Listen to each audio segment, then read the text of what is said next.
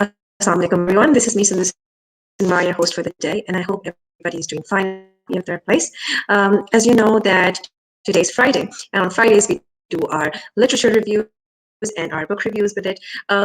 We are actually on the fifth part of our Harry Potter series, and when we talk about the Harry Potter series, we need to keep in mind that how long our journey has been with this franchise. We have completed 4 books with our book club, and now we are on our fifth one. Let's start off and welcome all my members. Number 1, Aisha. Hi, Aisha. How are you? Hi, Sundar. I'm good. How are you? I'm good as well. The number second is Somya Kayani. Somya, hello. How are you? Hello, Sundar. I'm good. And on number third, we have Hira Sagir. Hello, Hira. How are you?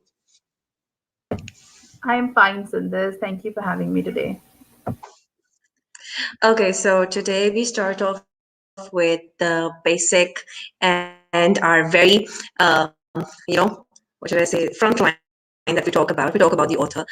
So anybody of you who wants to, pitch in and talk about Joanna, J.K. Rowling, so you can. What do you guys have to say? Because now it's the fifth part. How do you see her writing transitioning? Because a writer is writing actually transitions with her or his, work. They start using more mature, more, I would say, complex, and at the same time more diversified symbols in their writing. So how do you guys see this particular book, The Order of Phoenix now? I'll start off with Somya. Yes, about author, I would like to say yes. We can see the transition going from a from everything's good, and now it's going more dark. More darker themes are introduced in this book, especially. We are starting the beginning of dark themes is actually from this book. We have witnessed so many deaths in this book, and then there are new characters, and there are new people or things which are introduced in this book, especially. And we have seen J.K. Rowling actually how she discussed depression, and then in this book, especially Harry, from the very beginning of the book, he is going through this stress, and then this depression which he actually suffered through the death of course, in the previous book when Cedric Diggory dies. So Harry is actually in this dilemma of when he is actually blaming himself for killing Cedric. He knows that it's actually Voldemort who kills Cedric, but he actually blames himself. So he is going through this whole trauma thing, and which actually shows throughout the book. Like, he is a 15-year-old, and he is going through from all these difficult emotions. He is actually on the most of the part of the book he's on rage. So I think J.K. Rowling discussed or portrayed this very beautifully, and then through Umbridge, how she discussed that in education system, how we use, like, when Umbridge came, she said, okay, we are only going to do the ratifying, which we say we are only going to learn from the book. We are not going to do anything practical. We are not going to use any spells. We are only going to we are learning for the purpose of passing a test, which is actually a drawback in the education system all over the world, and especially in Pakistan as well. We actually, made the mind of our kids that they need to read, or they need to pass to do something or learn something in order to pass the exam. There is no we never tell them, okay, you are learning this thing, or we are teaching you this thing so you can learn something in your life. No, this is the thing which Umbridge did with these kids, that okay, you guys are only going to read these books which are basic spells, where you are not going to perform any spells. And if you will go out there in life, you have to sort out everything on your own, because we are not going to teach you those things. We are only going to get you through theories. So I think J.K. Rowling represented this idea that this flaw in our schooling system, that we only let our children study something in order to pass a test or in order to pass an exam, not actually learning something. So I think this is the major point which I found in this book, and it's amazing how it is presented through a book, which is giving you a lesson at the same time. It is a book for us, for the children. So both things going hand by hand. So I think this is amazing over here. I would point out with your reference as well, Soumya, because I believe that when you introduce literature in education, it somehow enhances way much more than just your writing or your reading. It actually develops a person's character. It makes you available and, what should I say, aware about different personalities around you, different social norms around you, different, obstacles around you. So, talking about this, very important issue about education and how education is, given the yes and no idea, the 100 and 0 idea, it's always there. And it's always, the bookish knowledge is somehow given first after the practical knowledge. And that's how one thing stops. So for all of us, I do believe that there's a very much resemblance when we teachers, immaculate this idea of literature in our, shows, or what should I say, in our teachings, in our writings, that we can see that how we want to change and how we want to make the difference. A lot of schools actually have started, really judging, or I would not even say judge, but classifying or differentiating students on the basis of their learnings and on the basis of their, skills. And that's something amazing. And that's how, schools should do now, because every learner is different. And that's what makes everyone unique.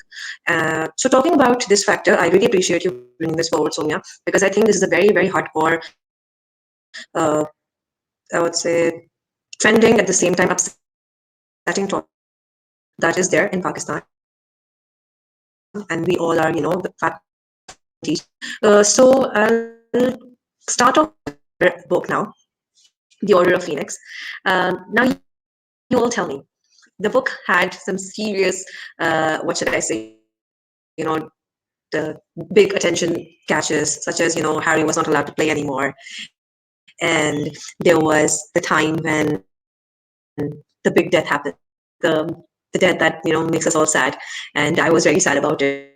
So, I'm not gonna talk about it. I want you all to talk about that. So you guys tell me, how do you see the transition of Hermione as the winning person when it comes to Ron and her, battle?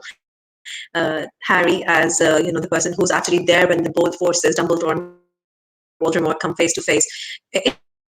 It's a very big opening, and I can see how the powers of Black and White showed.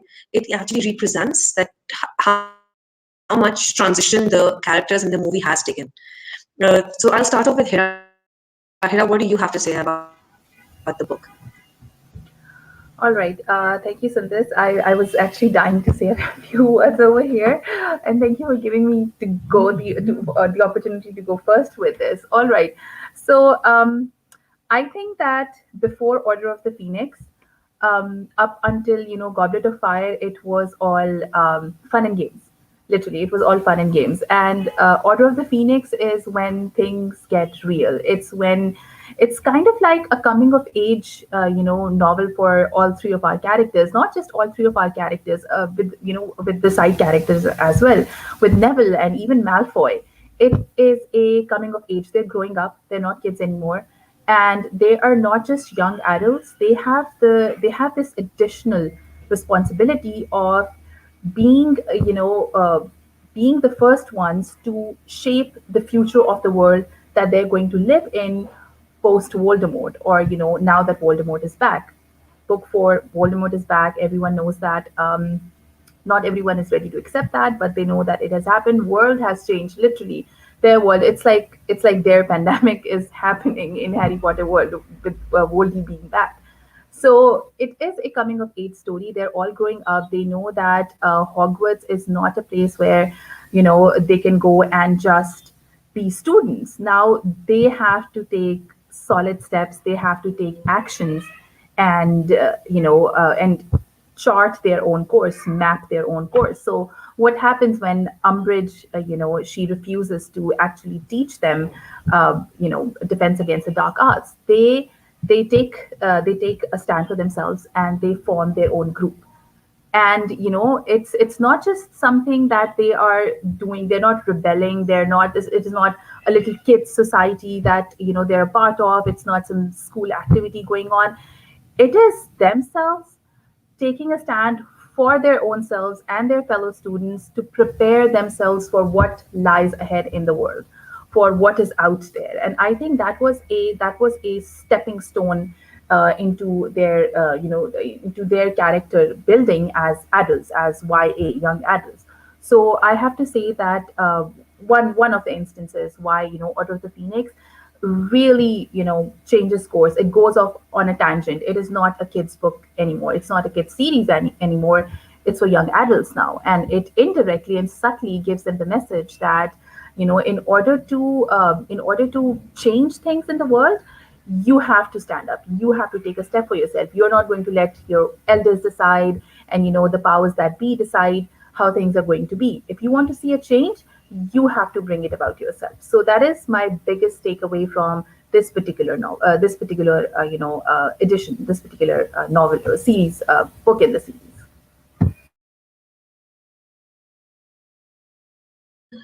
I really liked how you talked about the difference of risk taking that develops more in students, and how they're open and now they're here in the practical world, ready for the challenges, and how they take their learning in their hand, how they want to actually step up their game.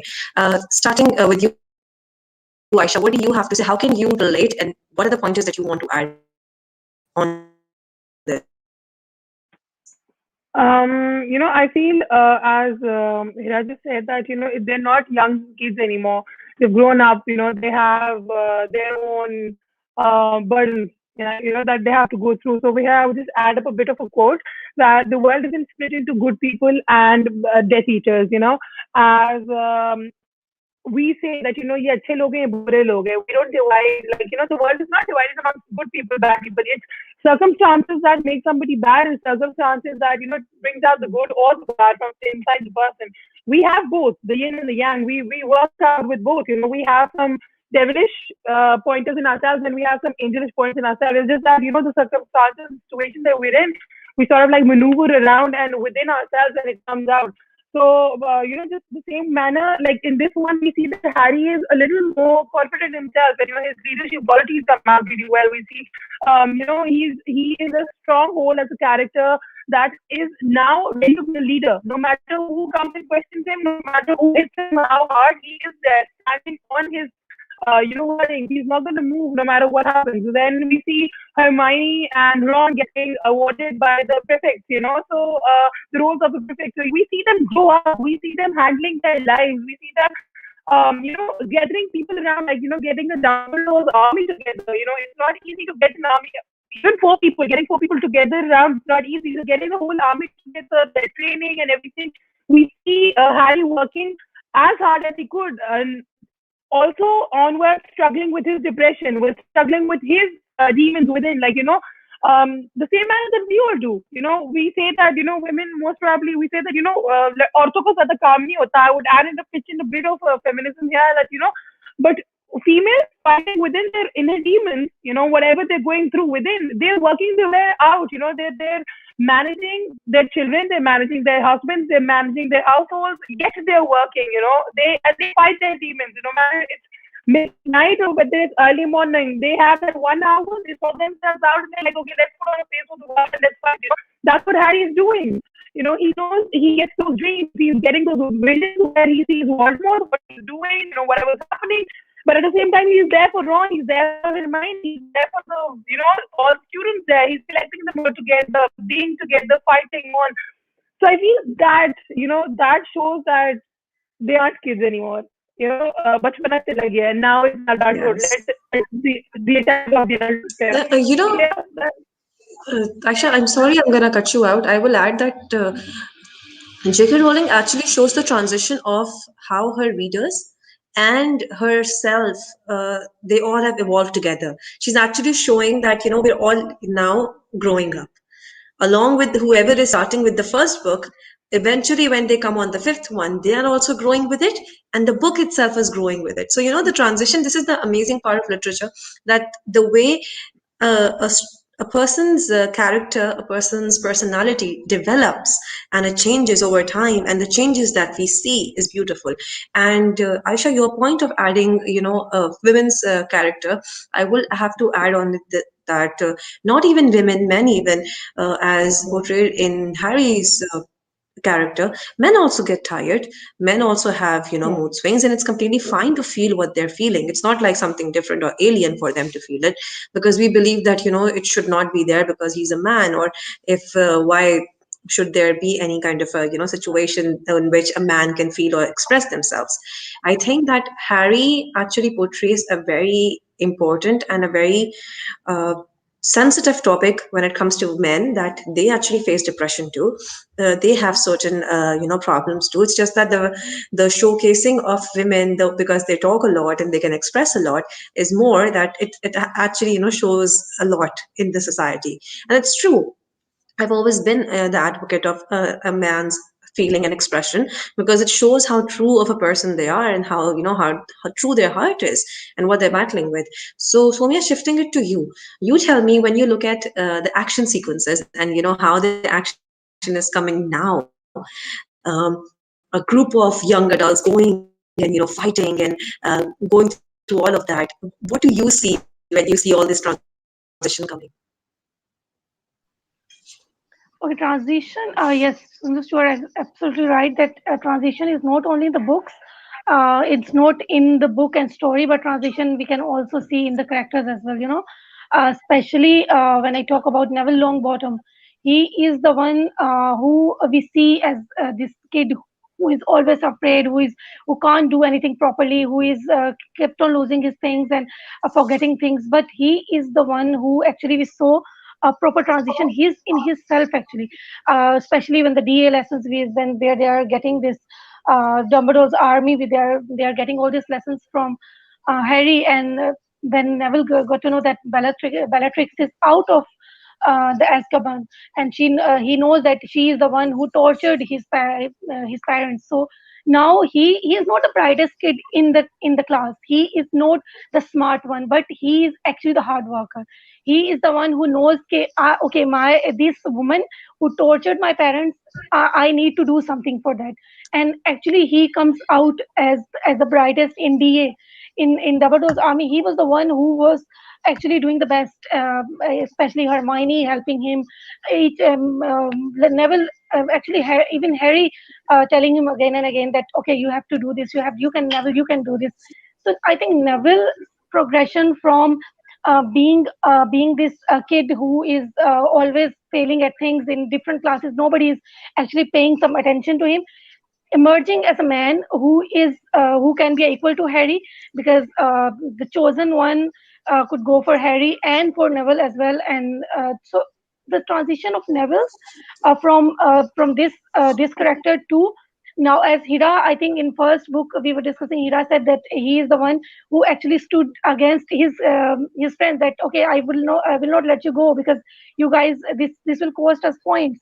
So he is the one who is there in the first book. Look at him, and now look at him turning into this strong man who can stand up for his rights. And especially when he saw Bellatrix in the ministry of, I think, mistress, the department of mistress, and he said, "Okay, now they are going to be avenged. I will avenge them." That he is going to avenge his parents.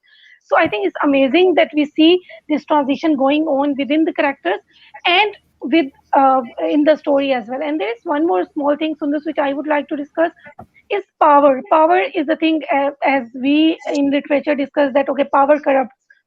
But here, J.K. Rowling, I think, which what she discussed in the form of Fudge, who was the Minister of Magic, and in the form of Percy, when you give power to coward people, when you give power to people who can't, hold it, and they try to, always say, no, Voldemort is not there. Dumbledore was there. He was saying, oh, throughout the book, Harry and Dumbledore, they were saying that he is back, he is back. We need to do something. We need to take some action.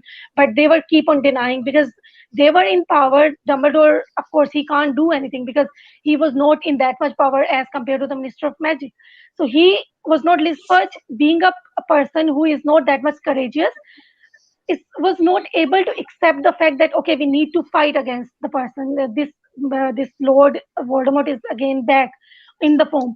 So I think power, it also gives us a lesson that we need to, we need to be very open minded, and we need to be very careful while choosing our leaders, because if our leaders So are true. not powerful enough, if they are not courageous, they are not going, if they are going to land us in a situation like this, where they we are in right now in the book, that Voldemort is back. He's gathered his army, and because they were not they were not Soumya, accepting the fact.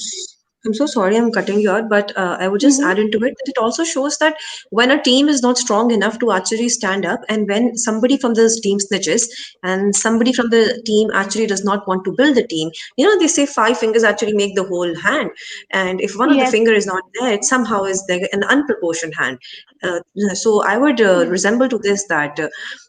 Books always teach you a way bigger lesson. It's only about how you actually learn it and what you actually see in them.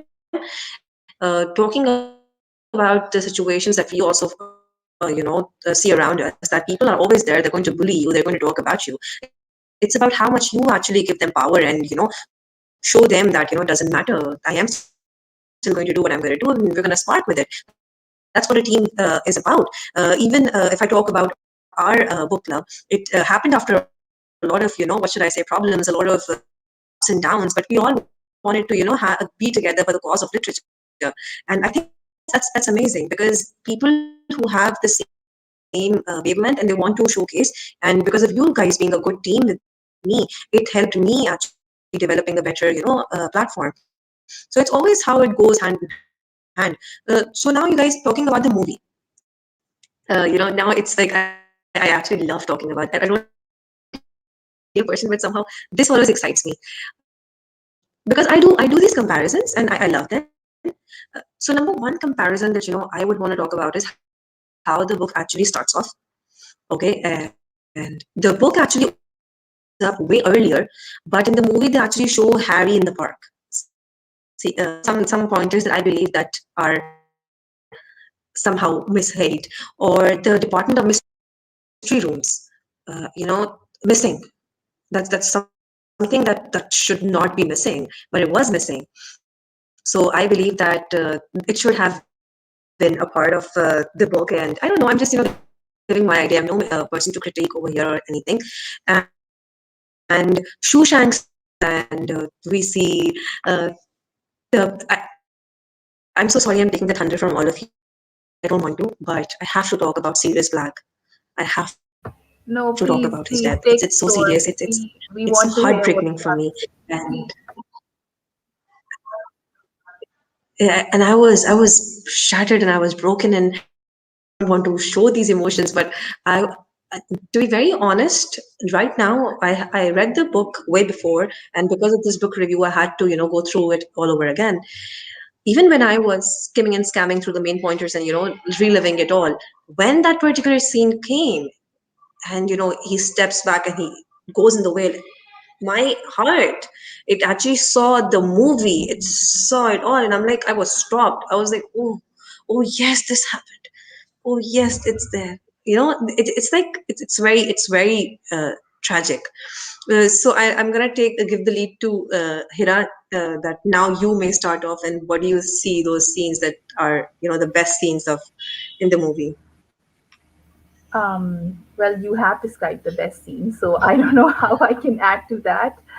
But yes, and let me just add that the point where Sirius, falls into that door, and you expect him to jump back into the real world. You don't wrap your head around the possibility, even when you've read the novel, that he is gone. He's not coming back, because Harry finally had a family after what, 16, 17 years. Someone that was his godfather, someone that's as close to family as he can get, not counting the Dursleys, obviously.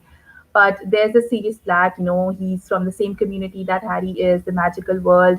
He's been a close friend of his father's, and he sacrificed his life for his parents as well. He's suffered because of what happened to his parents, and he's dedicated to Harry, he's dedicated to his family. So for Harry to lose someone who's that close, and after having known him for what, only 2 years, 1 year, we felt that, all of us felt that loss.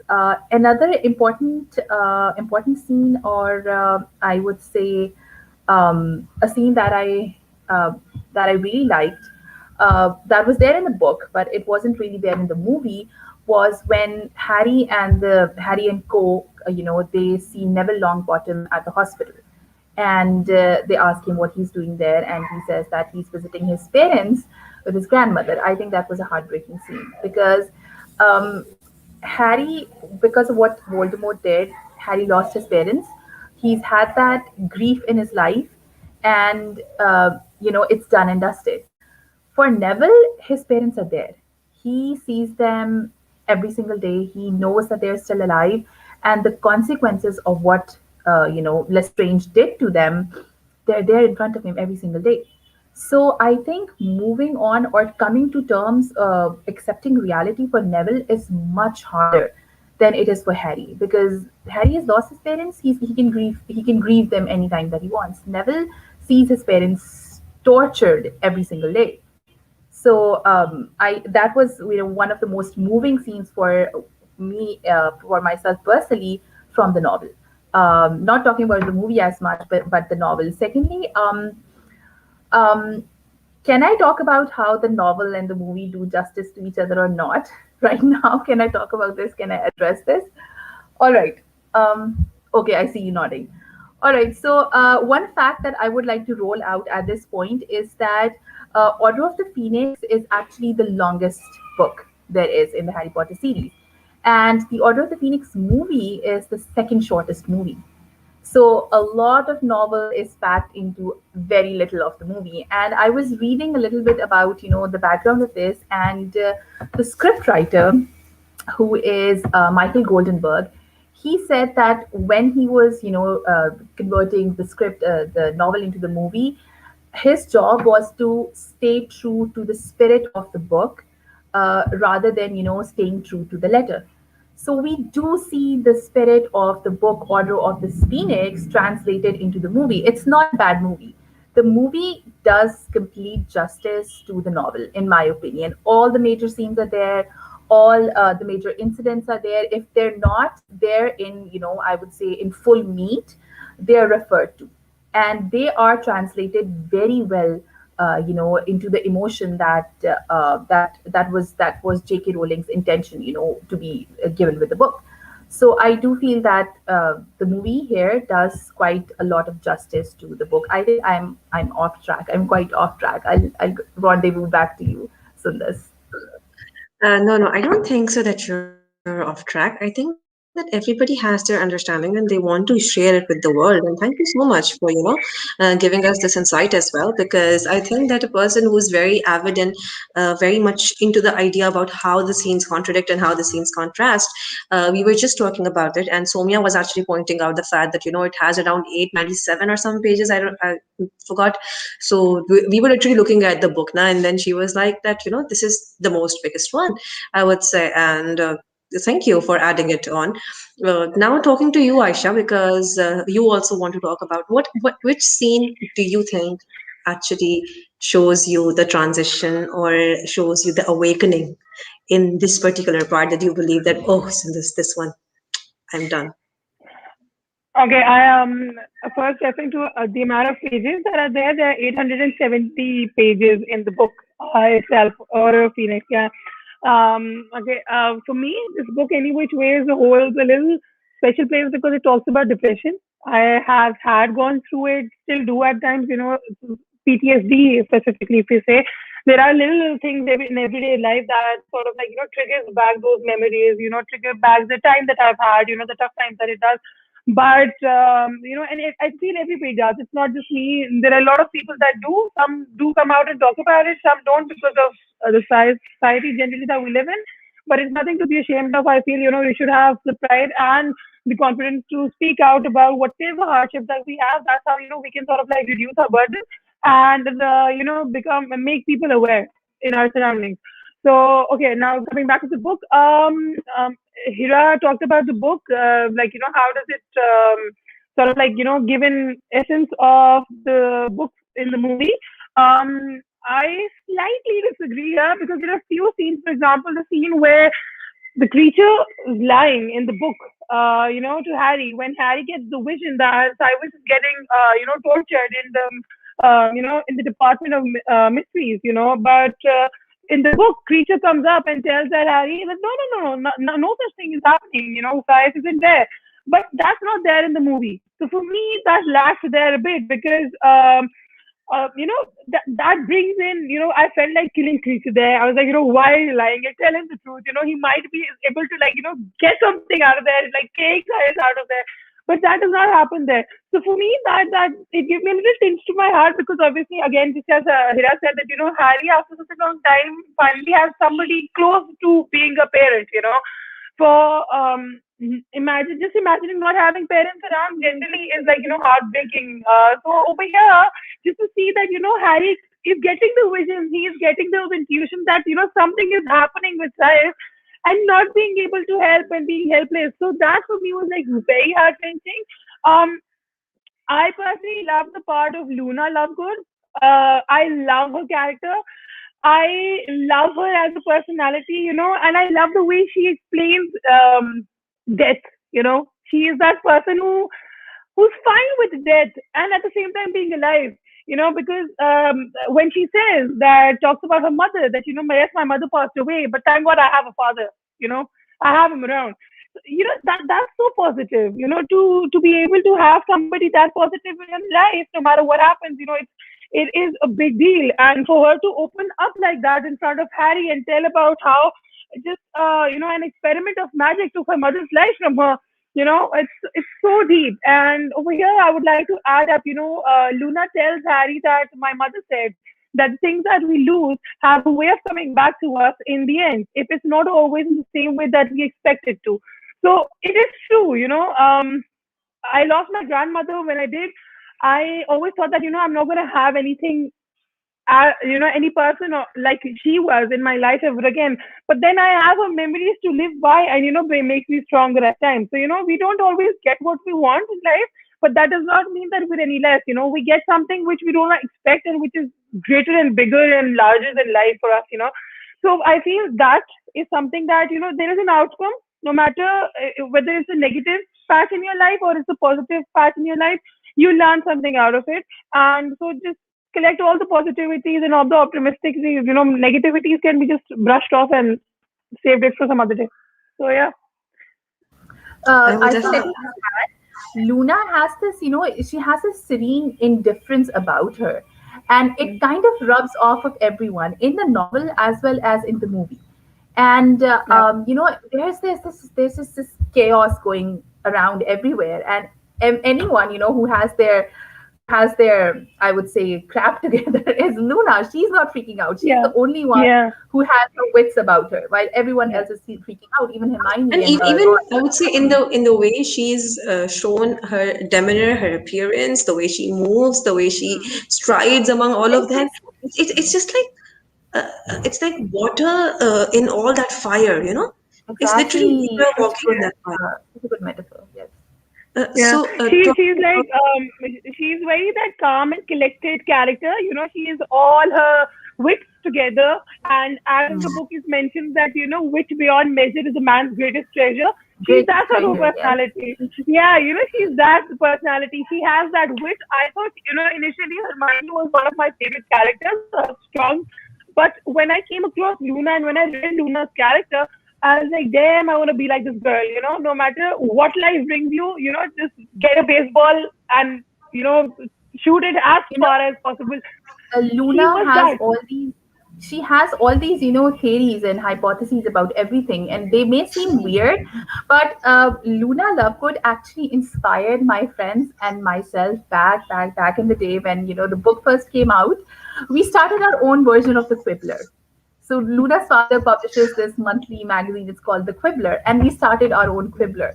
And we would, start off with the most, I would say, with the most weirdest theories and far-fetched theories, and we would find textual evidence from the text, and we would, we actually had it that's so published. And cool. one of yes, it was. I think one of my friends still have the soft copy.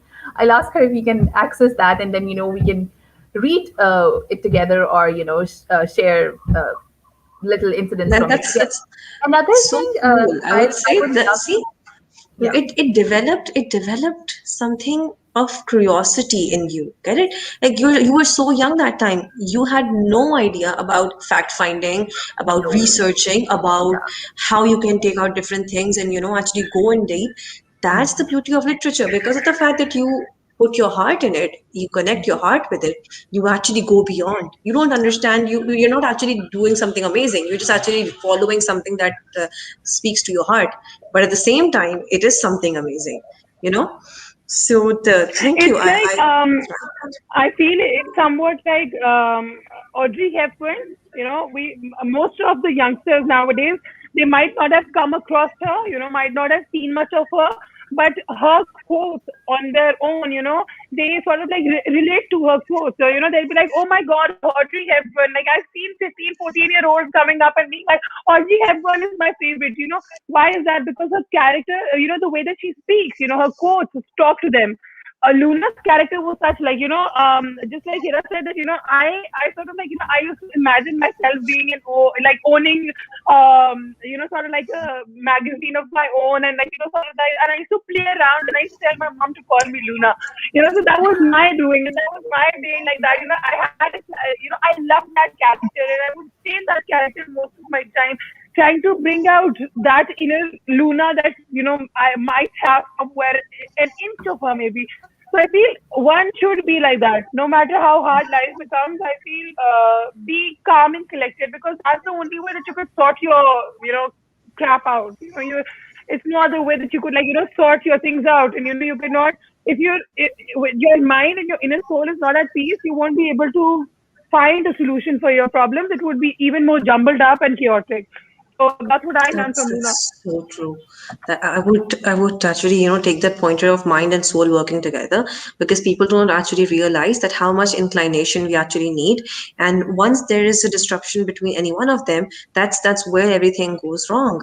And I think reading actually teaches us that. So starting off, because Aisha, you actually shared your quote as well. I'll also do it, and then we'll just wrap up with Hiras.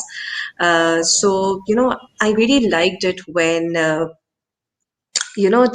teenage is shown at the same time, that how much when we're teenagers we take each other's feelings as just they're just not there, and we feel like if I don't have an I don't care solution, I'm going to be the person who's amazing. So there's this amazing dialogue that, Ron, you, just because you've got emotional range of a teaspoon doesn't mean that we all have.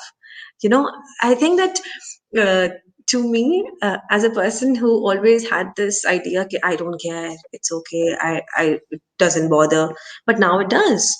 Actually, we realize the moment we start bubbling or start stopping ourselves is when we're about to explode. It's when we're about to, let it all out, or things are going to get wrong.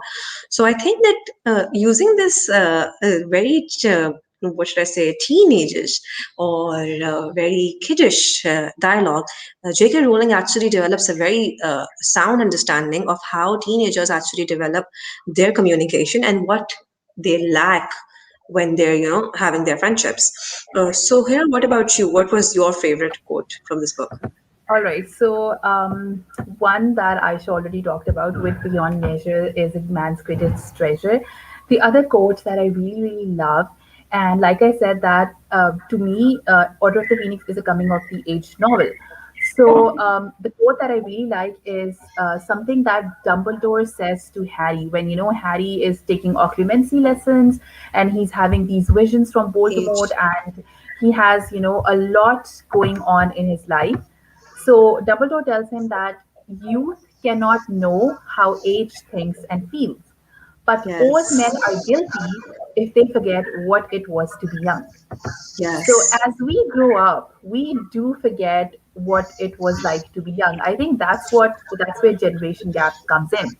So if we only remember the feelings we had, the priorities we had, or the things that were important to us when we were young, I think it would really make things easy for a lot of us to connect with our elders as well as to connect with our youngers, to the youth, the people who are younger than us. So this is one of my favorite quotes from Order of the Phoenix. Aisha, do you want to add on any more quote, or should I just, wrap our? Okay, you want to? Okay, good. Yes, Go ahead. yes, yes. I do. Okay, I'm sorry, but this book I really love. So I would add in here, like there's this quote that says, "Indifference and negligence often do much more damage than outright dislike." I don't know. I get very much attached to such quotes because it talks reality and it talks something that I've faced or gone through, or somebody that I know might have. So I feel, yes, if you don't like something, say it out. Okay, that I do not like certain things. Do not round it off with taunts, because I feel that is much more damage to a person's soul straight away, That's so true. because it hits directly there. Rather That's so than if true. you say that I do not like it, it would be taken as your perspective. Somebody, for example, if I come up and I say something, I might not like a certain thing that you said. You'd be like, okay, we can talk it out. But if I keep it within, I won't be able to grasp it on there. But it might hit you much harder than it would if I did come directly and talk to you about it. So I feel that we as youngster society, or we as people that people might listen to us. I would rather say that rather than taunting, just be out direct. Just be blunt about whatever you like and you not like. Stop taunting. Because I think that's much more damaging to the soul and to the personality of a person who you're referring to, be it there or not at that point. So yeah, that was it. Thank you. That's so true. I think that the best thing about reading is it actually makes you understand the other person's perspective and how much damage your words can actually do, and what words actually hold in our life. They hold way much more value, and a person who's already struggling with themselves, and when you actually use your words with them, it can actually damage them. Thank you so much, you guys. Somya was out because of her light issues, but she was there. So thank you, Aisha. Thank you, Hira, for coming. I really appreciate it, and I really look forward to our two more parts before we wrap up our whole reviews. This was our little book club from Greenwich University. We are all here just to show you guys how much we understand literature and what are our findings and how much we want to develop. The role of literature in any student's life. If you feel like that you have more suggestions, we're open to it. Please give us your feedback. If you feel that there's something missing, or you want us to do a review, you want us to call somebody, let us know. Thank you so much, Greenwich University, for giving us the platform where we all talk about our love of literature, for making us relive literature and the whole soul of literature, getting reborn again. This is me, Sindhu Sanwar, signing off with the fact that youth is something very important. We have to use it properly. We have to use it with the right responsibility, as we see in the Order of Phoenix as well. How youngsters actually bring forward the change. We all can actually do it. Just believe in yourself and work hard and stay true to your feelings. And please be kind to one another, because your words are actually going to, make much more damage than you think. This is me, Sindhu Sanwar, signing off. Allah Hafiz, everybody.